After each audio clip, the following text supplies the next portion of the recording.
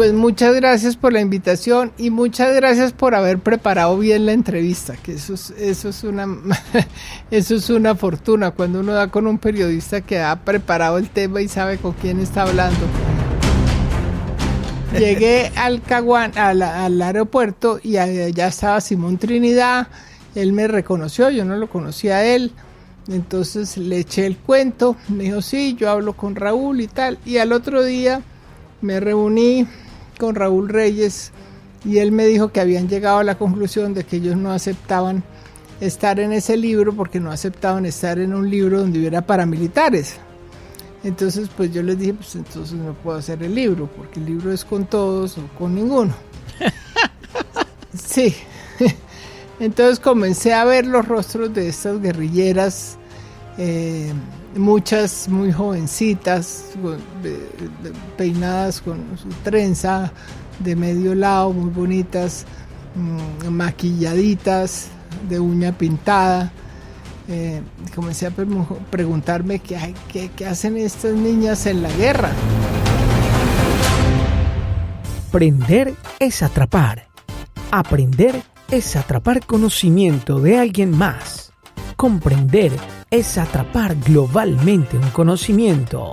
Y emprender es atrapar una oportunidad para siempre. Bienvenidos en Escuchando Ando. Hoy emprenderemos y aprenderemos con... Hola, ¿qué tal amigos de Escuchando Ando? Soy Patricia Lara, escritora y periodista, y los invito a escuchar mi podcast de Escuchando Ando. Escuchandoando.com. Amigas y amigos, bienvenidos a Escuchando Ando. Con ustedes, Gerson, acompañándolos en un episodio más de su podcast favorito, escuchándolo en las principales plataformas digitales del planeta. Me refiero a Spotify, Deezer, iTunes. Estamos también en YouTube y por supuesto en Spreaker, así como nuestra página web escuchandoando.com. Son miles de personas las que se han beneficiado de nuestro podcast y qué bueno que si les gusta lo compartan con sus amigos, familia y equipo de trabajo. Como siempre, saludamos a la gente que nos reporta sintonía en cualquier parte del planeta. Esta vez desde Malasia nos escriben oyentes que están pendientes de los episodios y hacen comentarios muy positivos de cómo de cierta manera este podcast los acerca a su tierra latinoamericana. Pues para toda la gente que está en Malasia, un saludo muy especial y un abrazo bien caluroso y un mensaje de buena energía desde aquí, desde Latinoamérica. Hemos viajado por México, Chile, Perú, Argentina, Panamá y Colombia, entrevistando a personas que cada vez que hablan enseñan. Es impresionante la lista tan enorme de invitados que hay, de esa red de conocimiento que se ha armado a través de Escuchando Ando. Y usted puede pertenecer a ella. Todos los días estamos haciendo un episodio totalmente gratis para nuestros oyentes que estén suscritos en las plataformas de audio principales desde YouTube hasta Spotify, pero también se puede registrar y tener una membresía para tener contenido especial a través de la aplicación Telegram. Telegram es una aplicación parecida a WhatsApp, pero en versión mejorada, que tiene un grupo que se llama escuchandoando.com. Allí estamos estrenando nuestro espacio en el cual los oyentes pueden interactuar, conocer gente y además de eso, por supuesto, participar de nuestro programa. Con la producción de César Ocampo, aquí les damos la bienvenida con un episodio de Escuchando Ando. El día de hoy es bien especial porque tenemos a una periodista y escritora fabulosa, tal vez una de las más reconocidas de Colombia. Me refiero a Patricia Lara. Patricia Lara es una persona muy reconocida en el campo de las letras, pero también del periodismo, y tiene mucho que contarnos. Vamos a aprender de Patricia en este episodio de Escuchando Ando. Hola Patricia, bienvenida. Muchas gracias por esta invitación. Es un placer estar con ustedes, Gerson. Pues contentos de esta clase que vamos a recibir. Ya me puse el uniforme. Y vamos Ya me puso nerviosa a mí. No, dicen que los nervios nunca se acaban, ¿no? Hasta la persona más preparada no deja de sentir nervios, es como una condición natural del ser humano. El pánico escénico. Pero digamos que a mí no me dan tantos nervios en entrevistas y cosas de esas, pero echando discursos siempre me tiemblan las piernas. Patricia, entre otras cosas, y entre los reconocimientos que tiene, está por la revista más prestigiosa que hay en Colombia, que es la revista Semana, catalogada como una de las 50 mujeres más importantes en la historia del país. ¿Qué le pareció ese reconocimiento? Pues yo no le paré muchas bolas, la verdad, porque yo no me creo tan importante como eso. Yo soy una periodista convencida de que este país vale la pena y que vale la pena luchar por él y sacarlo adelante, y por consiguiente vale la pena consolidar la paz. Y soy una escritora que ha escrito unos libros que han tenido éxito, unos más que otros, pero en general me ha ido bien. Algunos de periodismo literario, otros son novelas. Y bueno, pues aquí estoy trabajando por este país, que es lo que yo creo que vale la pena hacer. Y este podcast es una especie de ficha de las que se utilizan en los rompecabezas, un pedacito del rompecabezas para poder entender la historia del periodismo, de las letras y de medios tan importantes como ese Cambio 16, que se lo preguntamos a tanta gente en nuestro programa y que nadie nos sabe responder finalmente qué fue lo que pasó con Cambio 16. ¿Qué tal si comenzamos por ahí contando cómo es la historia de Cambio 16 y qué recuerda Patricia Lara de esta prestigiosa revista? Bueno, Cambio 16 fue una revista que fundó Juan Tomás de Salas con 15 amigos más, de ahí el nombre de 16, el número de 16. En España, en la época del franquismo, y que fue muy importante no solo por su calidad periodística, sino por su valor en la lucha con la dictadura. Posteriormente, a comienzos de los años 90, Juan Tomás quiso venir a América y conquistar América y hacer Cambio América. Y entonces la idea era hacer distintos cambios en los distintos países. Él comenzó por Colombia, por obvias razones. Aquí pues estaba el vínculo con Daniel Samper, su amigo, que trabajaba en Cambio 16, con Antonio Caballero, que era su gran amigo, que pues había trabajado también en Cambio 16. Tenía muchos amigos y fue así como constituimos Cambio 16 Colombia, que fue la revista que se hizo acá. La idea luego era hacer Cambio Venezuela y alcanzó a hacerse Cambio México. Había un socio venezolano que era Nelson Meserane, un empresario venezolano importante, y Juan Tomás, que eran los socios de esta empresa que se llamaba Inrevisa América. Y entonces se asociaron con un grupo colombiano que lideraba yo, y de ahí surge Cambio 16 Colombia. Esa es la historia de Cambio 16. Después tuvo dificultades económicas Cambio 16 en España. Pues yo llegué a un acuerdo con el venezolano y luego con Juan Tomás, y finalmente acabé quedándome yo con la mayoría de la revista.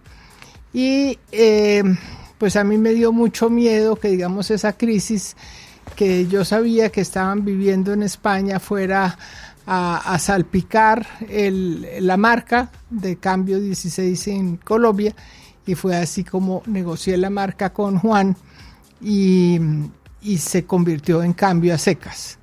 Luego yo le vendí la revista Cambio a García Márquez y a un grupo de periodistas, y esa es la historia de Cambio. Luego ellos se la vendieron al Tiempo y el Tiempo la cerró. Vamos a saludar a la periodista María Elvira Samper y al periodista y columnista Rodrigo Pardo, para quienes pedimos un cerrado aplauso por el trabajo realizado en la recientemente clausurada revista Cambio.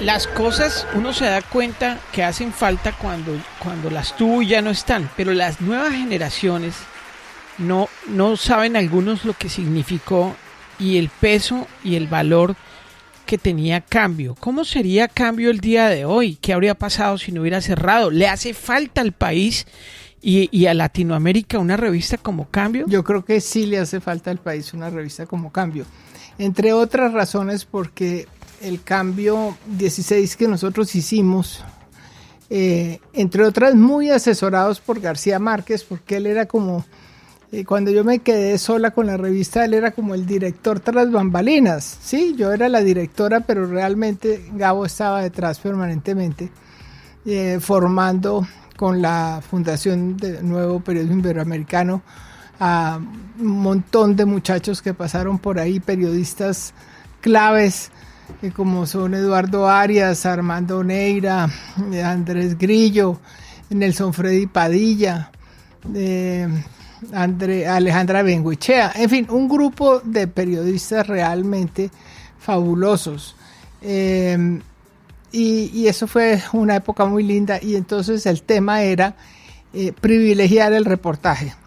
Y resulta que el reportaje se está acabando en el periodismo colombiano.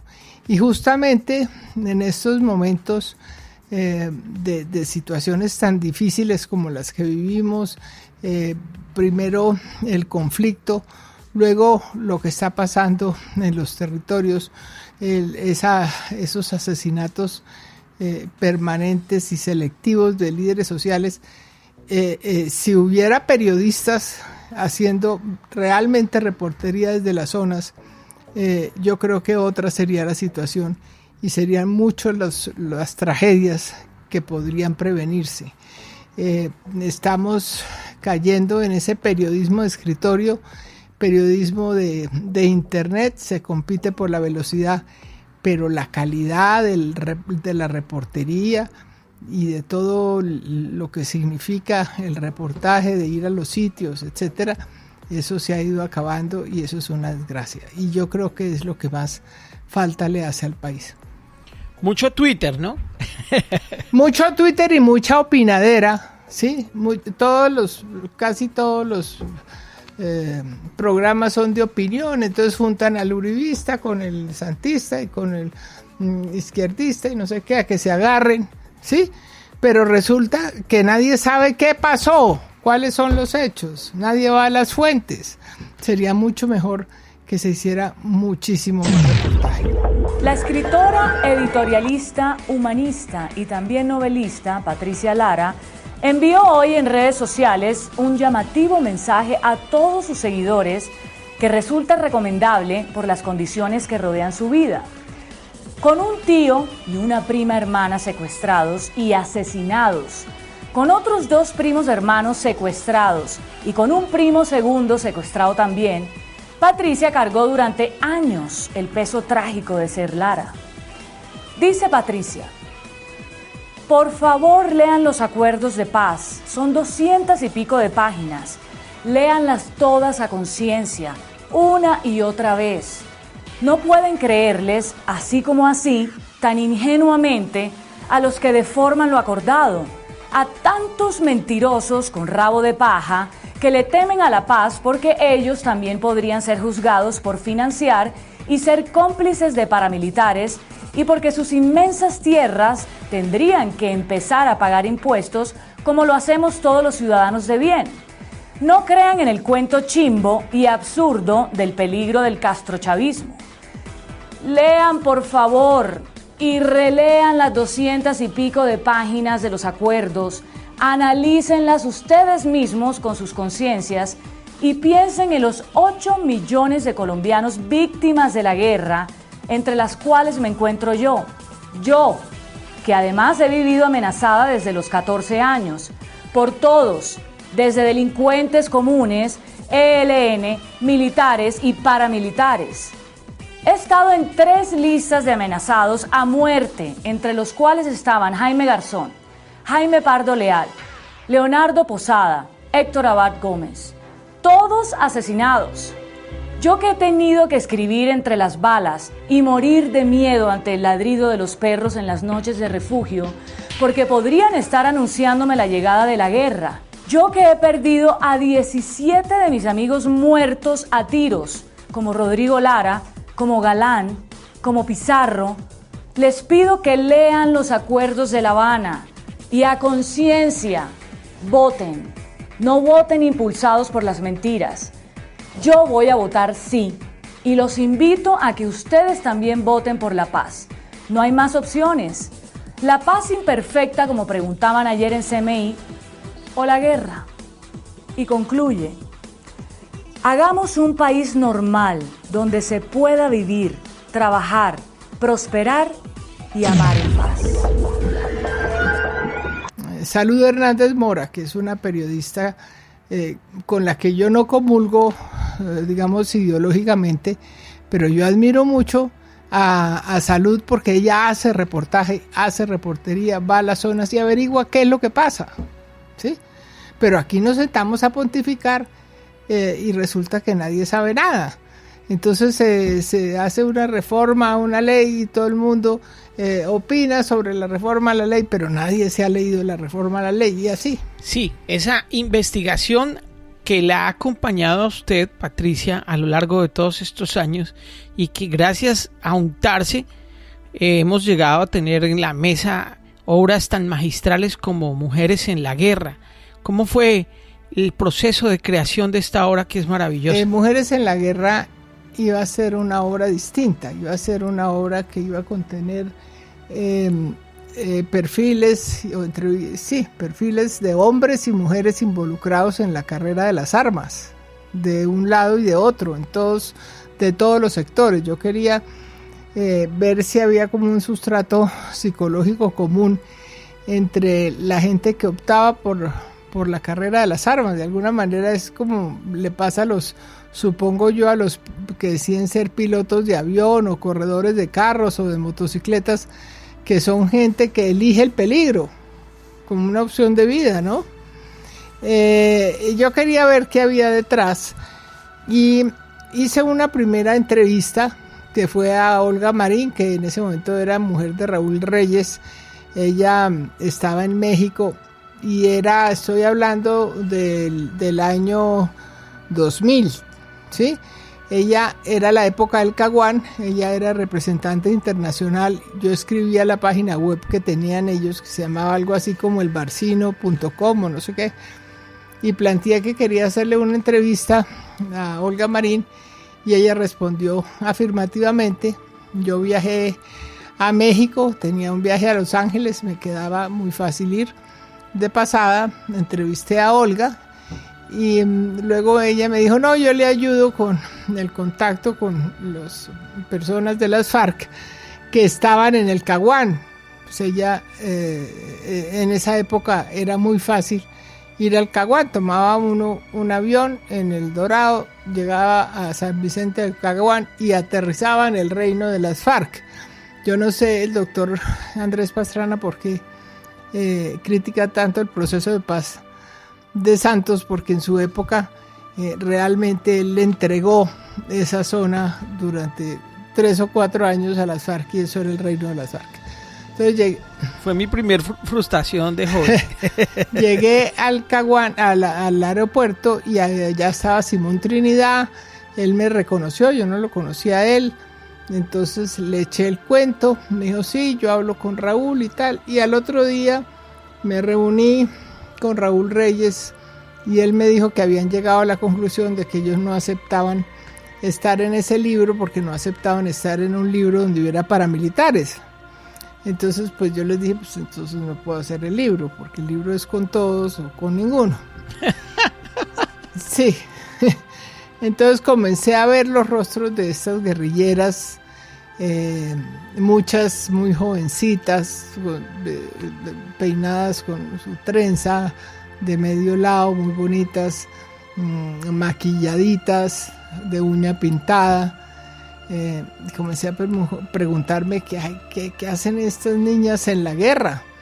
Y luego conversé con la mujer de Simón Trinidad, la segunda mujer que la mataron después en un operativo, Lucero. Que no somos unos terroristas, que no somos unos narcotraficantes, que no estamos aquí para enriquecernos y cada uno jalar para su casa como si aquí fuéramos una organización de criminales y asesinos, que aquí estamos camaradas con principios revolucionarios, que estamos camaradas disputándole cada día el poder al Estado. Así nos los hacen sentir las masas en su manifestación. Y ella estaba muy afectada ese día porque había tenido una pesadilla con sus niños y ellos tenían, creo que eran 2 hijos que habían dejado en casa de algunos amigos o parientes en La Guajira, si mal no estoy. Y entonces me puse a pensar que cómo es esta vida de las mujeres en la guerra. Y llegué a Bogotá y le planteé a Gabriel Iriarte, editor de Planeta, en ese entonces, pues la situación, que el libro inicial se había caído y que yo me había puesto a ver las caras de estas niñas y que me preguntaba qué hacían esas mujeres en la guerra. Inmediatamente Gabriel dijo, ese libro necesito hacerlo ya con usted, camine, firmamos contrato, y me enlazó, ¿no?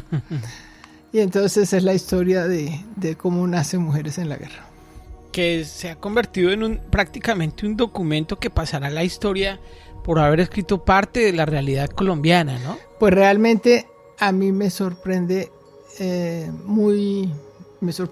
por supuesto me llena de satisfacción que después de casi 20 años, porque este libro se publicó a fines del 2000, o sea, el año entrante cumple 20 años Mujeres en la Guerra, se siga vendiendo y se sigue vendiendo y se sigue vendiendo, y en los colegios lo leen muchísimo, y yo me la paso dando conferencias en los colegios sobre ese libro.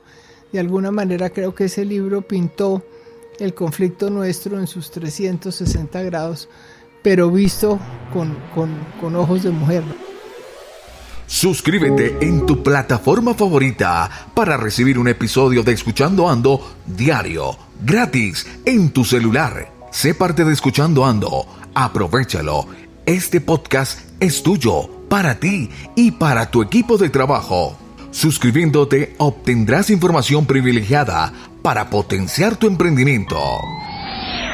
Maná, crianza orgánica. Los peces producidos en los novedosos sistemas de Maná, crianza orgánica, viven en agua purificada constantemente y son criados sin antibióticos ni hormonas, de manera segura, trazable y sostenible. Maná comercializa tu producción de peces, crustáceos y moluscos de consumo humano, así como vegetales orgánicos, y te acompaña en el proceso de principio a fin. La próxima vez que pidas pescado, que sea de Maná, crianza orgánica, y disfrútalo.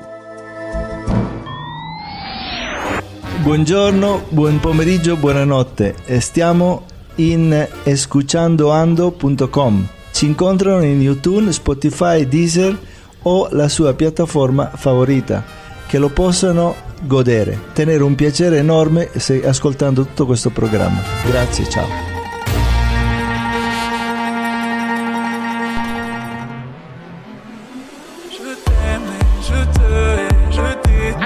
Mucho la manera en la que trabaja al día de hoy en los temas de escritura. ¿Cuál es el proceso creativo que lleva Patricia Lara y en qué varía con los años? Bueno, digamos que antes yo hacía muchísimo más reportajes para prensa. Ahora me limito a hacer columnas y hago mis libros. Entonces los libros los trabajo pues de una manera distinta, lo que es ficción a lo que es no ficción. El último libro es como un ensayo histórico que se llama Adiós a la Guerra, que se publicó en agosto del año pasado. Lo presentó Alejandro Gaviria. Es un libro que va muy bien. El libro tiene 3 partes. La primera es un recuento, una breve historia de la guerra, de nuestros últimos 70 años y sus horrores, que dejaron más de 220.000 asesinatos, 25.000 desaparecidos y 5 millones de desplazados. La segunda parte es un conjunto de testimonios de víctimas, la mayoría muy breves, deliberadamente escuetos, digo yo, de tan solo una página. Es como si Patricia hubiese querido condensar en pocas palabras el horror de la guerra. La tercera parte es un recuento de las negociaciones de La Habana y un resumen de los acuerdos resultantes. Una especie de advertencia sobre la necesidad de respetar el acuerdo y valorar, enfatizo esto, su significado histórico. Y es una pequeña historia de 150 y pico de páginas del conflicto en Colombia, desde la Guerra de los 1000 días hasta los acuerdos de paz de Santos, incluido un resumen muy bien jalado, ¿no? Y muy sucinto de los documentos del acuerdo o del acuerdo. Es un libro muy útil porque su principal virtud es que son 150 páginas y que se lee como un cuento, ¿sí? Que nos va contando qué es primero el huevo, la gallina, el huevo, la gallina, y como que la gente entiende qué fue lo que nos pasó, ¿no? Y lo absurdo que puede ser seguir en esa misma pendejada de matarnos sola, ¿no? Entonces ese fue el último libro. Y lo otro que son los libros de ficción, que voy a ver si me embarco ahora en una novelita. Eso es otra metodología. Eso primero viene un proceso de maduración del tema. Luego viene sentarse uno como a cranear los personajes principales y la estructura, y más o menos a inventarse el hilo de la historia, y luego viene ese trabajo que requiere una disciplina bárbara de sentarse a escribir. Entonces son periodos en los que yo me retiro del mundo y me aíslo, y digamos me levanto temprano, ahí medio oigo las noticias un poquito, hago ejercicio y a las 9 de la mañana estoy sentada escribiendo, y me paro a la 1 de la tarde, me tomo un pequeño descanso en la mitad de la mañana, en una hamaca me recuesto 15 minutos y luego del almuerzo la misma rutina por ahí hasta las 5 o 6 de la tarde, y así todos los días. Eso es como, yo digo que es como tejer un inmenso mantel de punto de cruz en que uno le va dando puntadas todos los días al mantel hasta que acaba. Difícil. Se requiere resistencia y persistencia, sí. Continuando persistencia. con Adiós a la guerra, ¿cuál sería el resultado de las personas antes y después de leer el libro? ¿Qué reflexión interesante podríamos encontrar, o en qué nos podría cambiar la manera de pensar con respecto a los conflictos, especialmente de Colombia, que llevaba tanto tiempo? Pues lo primero es pensar, hombre, esto nos pasó a nosotros, ¿sí? Esto nos pasó, porque además son todas cosas evidentes, ¿no? Yo no estoy diciendo ahí nada que sea ningún secreto. Lo que pasa es que al ponerlas unas detrás de otras, pues uno ve el disparate, ¿no? Y además que esta es una guerra que comenzó, esta última comenzó en el año 46, ¿sí? Pero tenía antecedentes en 1903, es decir, pero desde el 46 estamos en estas, con un recesito que logró Alberto Lleras, y que es una guerra que ha ido mutando, ¿sí? ¿Cómo no vamos a ser capaces de pararla, por favor? ¿No? Es decir, el costo más alto que podemos pagar es el de no parar la guerra, ¿no? Yo creo que esa es la reflexión. Por un lado, como una sorpresa de que todas esas cosas nos pasaron y de que todas esas cosas hicimos para parar la guerra, y que en todas esas circunstancias fracasamos, y que cómo es posible que no hayamos sido capaces, por una parte. Pero por otra parte también surge una reflexión como de gran responsabilidad de la clase política, ¿sí? Es decir, si vamos a analizar el proceso de hoy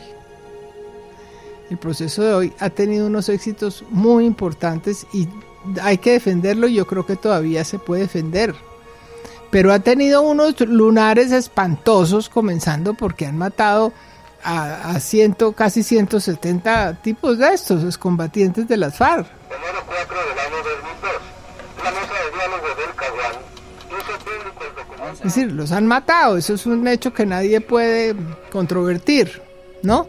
Y aparte de eso, no se han implementado los puntos fundamentales del acuerdo en lo que era lo que denunciaba Sergio Jaramillo hace un tiempo en su entrevista de CNN. Los puntos fundamentales del acuerdo que tienen que ver con la no repetición, es decir, la reforma rural integral, la de mejorar las condiciones del campo para que la gente encuentre una solución de vida, el tema de la sustitución de cultivos, etcétera, ¿sí? Entonces, la reforma política. Entonces, se han cumplido pedacitos del acuerdo, ¿sí? Y por otro lado, pues ha habido un problema terrible de estos tipos de las FARC, Márquez, Santrich, etcétera, que se han retirado del acuerdo, ¿sí? Pero sería mucho mejor que esos tipos no tuvieran argumentos para decir un día es que no nos cumplieron. Cuando lee uno a Patricia Lara, las historias son tan maravillosas que uno no sabe si está leyendo una crónica periodística o una novela. ¿Cómo elige y en qué momento empieza a separar una cosa de la otra que parece que hubiera una línea invisible que a veces no es tan fácil de detectar? Mire, todo lo que se dice en Mujeres en la Guerra, el 100% de lo que se dice en Mujeres en la Guerra es absolutamente cierto. Ahí no hay de ficción nada. Lo que tiene es como la estructura y el manejo, digamos, del lenguaje del periodismo literario, pero o no del lenguaje, es más un tema de estructura, porque el lenguaje es el lenguaje de los personajes.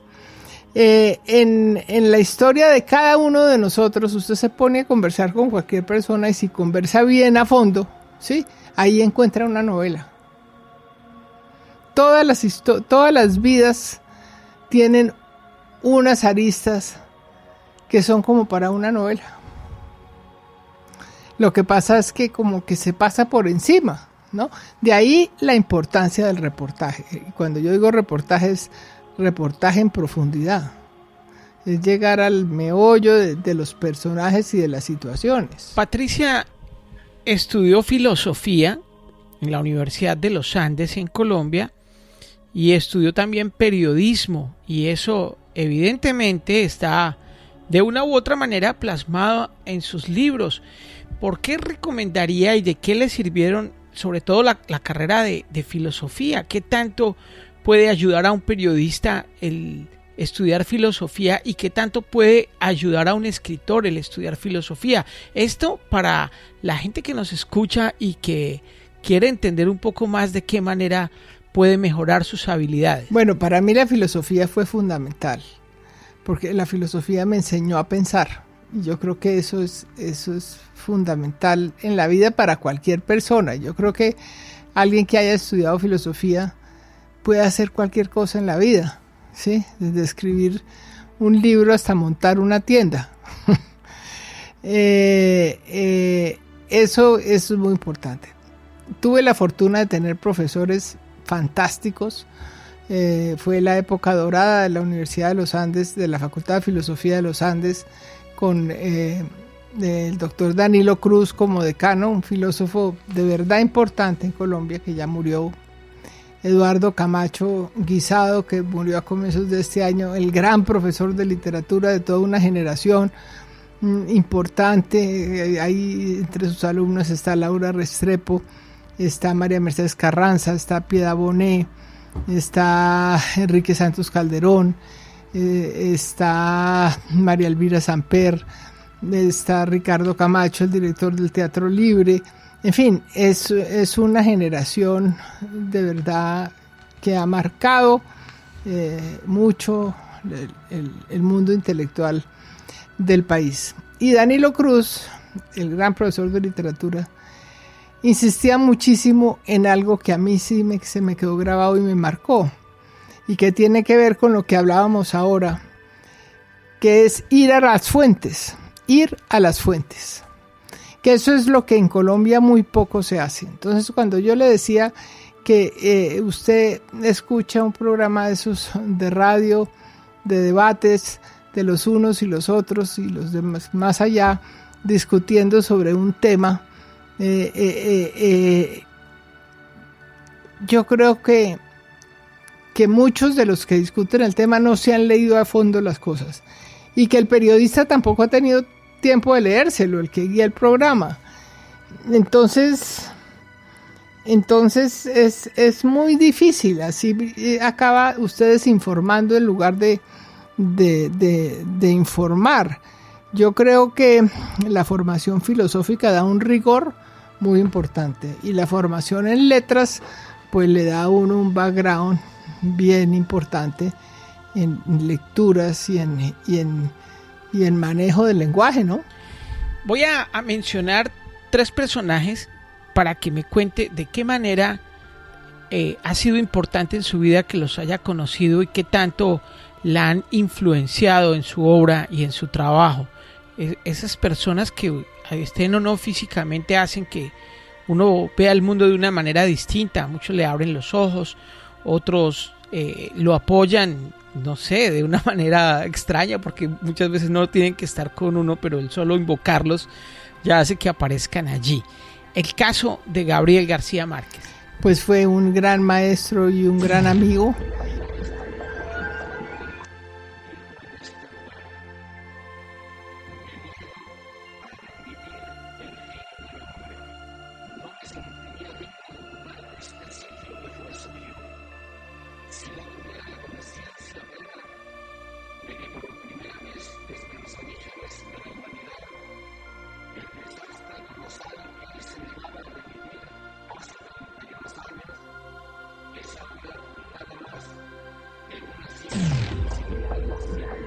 Gabo fue el que me hizo ir a la Universidad de Columbia y se lo agradezco infinitamente. Yo creo que ahí aprendí lo que sé de periodismo, de verdad.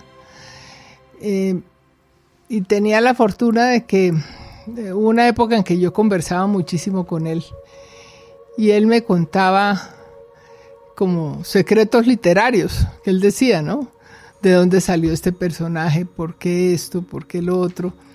Y ese diálogo permanente o frecuente, unido a la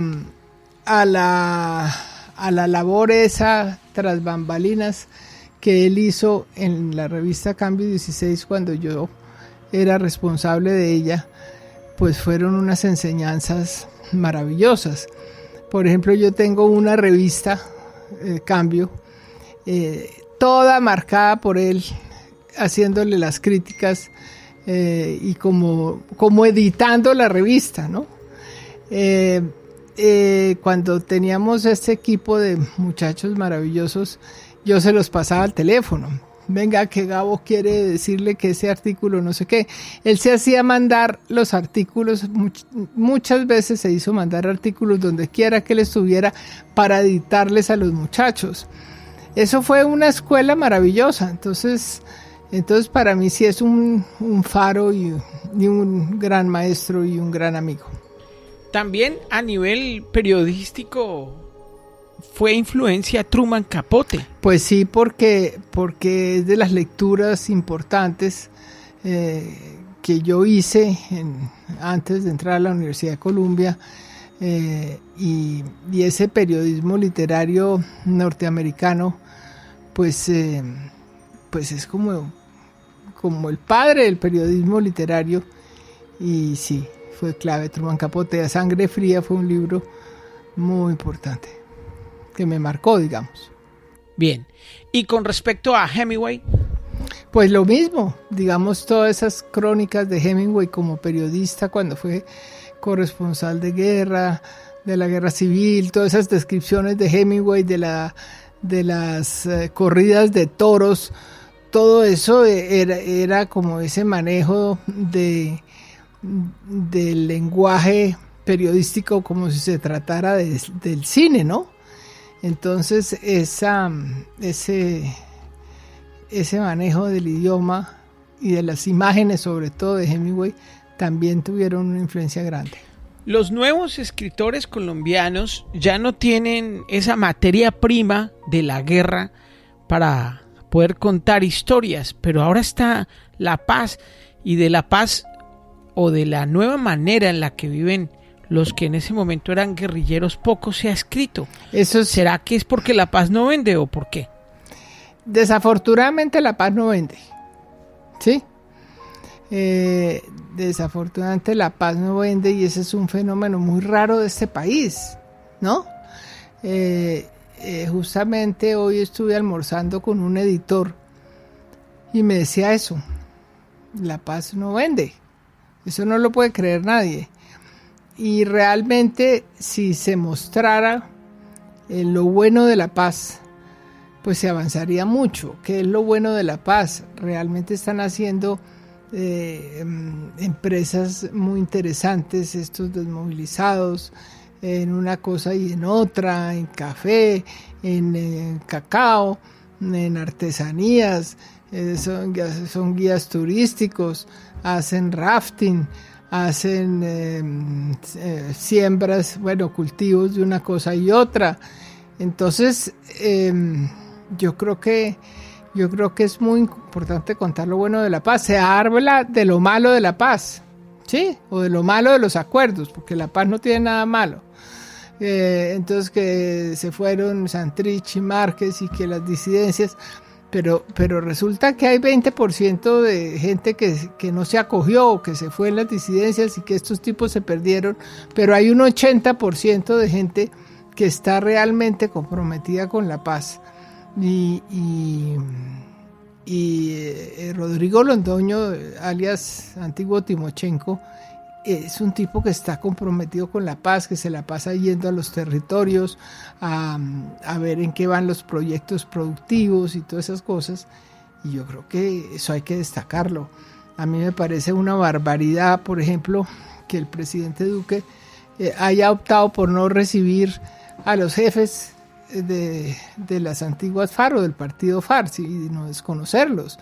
Él tendría que estar haciéndole un altar a Rodrigo Londoño de estar tan comprometido con el tema de los proyectos productivos y de todas esas cosas que él dice que quiere sacar adelante, ¿no? Entonces, me parece que falta claridad. Falta claridad en el presidente de la República, falta claridad en la dirigencia y falta claridad en los periodistas. ¿Qué obras considera Patricia que le hacen falta como escritora? ¿Qué trabajos? ¿En qué está investigando? ¿Y qué cree que vaya a pasar con su dinámica de libros? Pues me voy a embarcar en una novela, como le decía. Ya di un paso importante, que fue hablar con la editorial, plantearle el tema. Y arrancar. El tema no se lo voy a decir, eso es secreto. Pero sí, después de la última novela la publiqué en el 2016, y ya me está haciendo falta como escribir ficción. Es que escribir ficción es muy enriquecedor.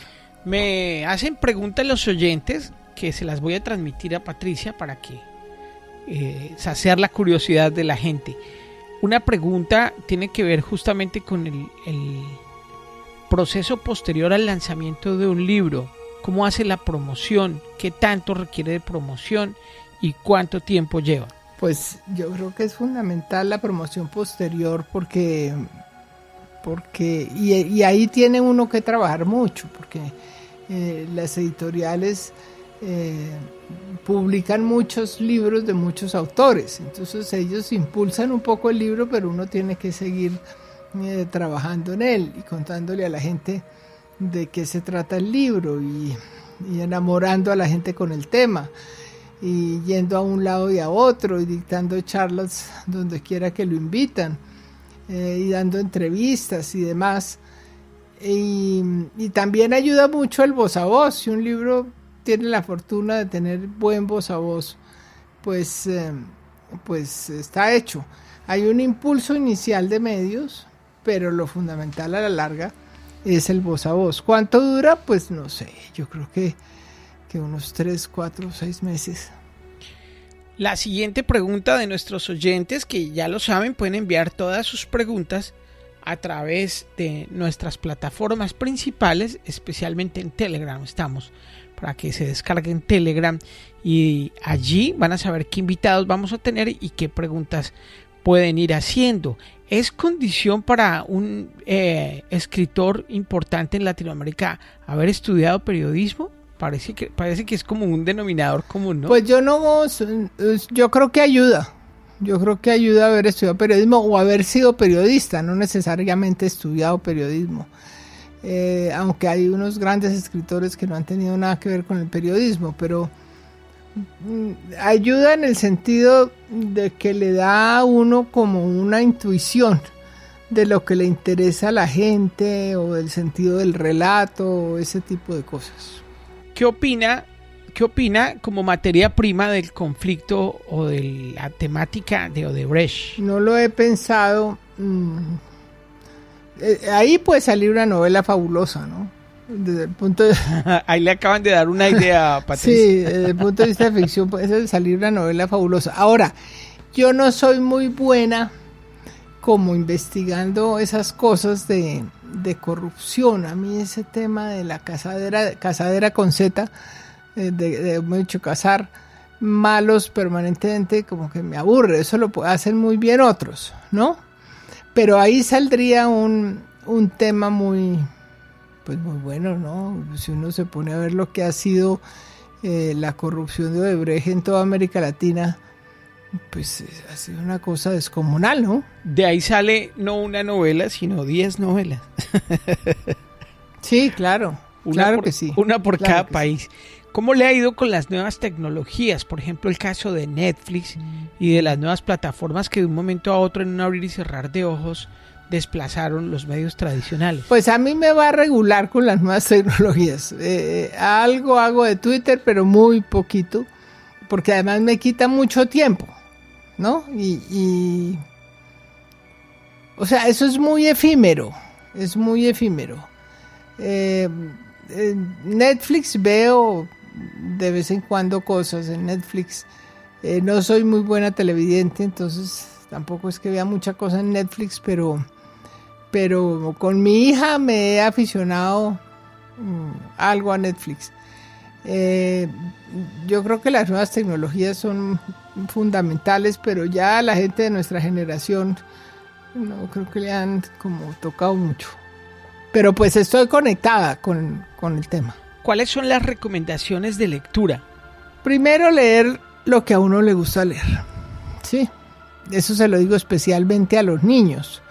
Yo voy mucho a colegios y para fomentar el gusto por la lectura, me parece que los profesores deben poder darles a los niños textos que los enganchen, ¿sí?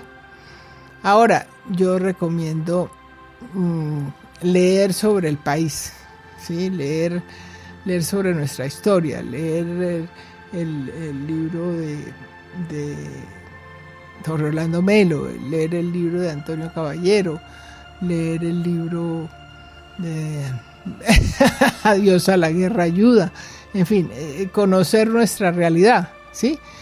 Y lo otro pues es la novela y es la poesía, y también hay ensayos muy buenos, depende del gusto de cada cual. Las novelas de Patricia Lara están digitalmente, se encuentran a través de Amazon, por ejemplo. No sé si de Amazon, pero de Google y de las otras plataformas. Sí, yo creo que sí, algunas están en Amazon. Es que eso depende más de las editoriales. Yo trabajo con Random y con Planeta. Entonces, no sé cuál es la que tiene Amazon y cuál es la que tiene las otras plataformas, pero ahí se consigue. ¿Cuál es el número de copias vendido para un autor de la talla de Patricia Lara? Depende del libro.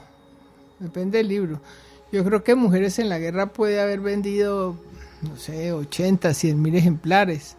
Siembra vientos y recogerás tempestades, que fue mi primer libro, también vendió mucho. Yo diría que ese libro pudo vender 50 mil ejemplares. Las novelas vendieron menos, pero también vendieron mucho. Entonces, a mí me ha ido bien, la verdad, me ha ido muy bien. Muy bien. Un último consejo para los emprendedores en el tema de la escritura y los libros. ¿Cuál es la sugerencia? No, que me enseñen, más que consejo, que me enseñen cómo puede uno, porque no he logrado entenderle al presidente Duque, cómo puede uno como autora, como un periodista, como escritora, beneficiarse de la economía naranja. Cuéntenme a ver, porque se supone que es el fomento del tema creativo, pero yo no he logrado entender mucho. Entonces, si me cuentan, me hacen un gran Como bien. diría la juventud en la calle, en la séptima con Jiménez, de la economía naranja, naranjas. Sí, es como difícil de entender. Me decía algún director de teatro, me decía, eso nos dijeron, pues háganle y súbanlo a internet. Ese es como más o menos el consejo del gobierno, pero pues sí. Da para un podcast y una novela el tema de la economía naranja. Sí.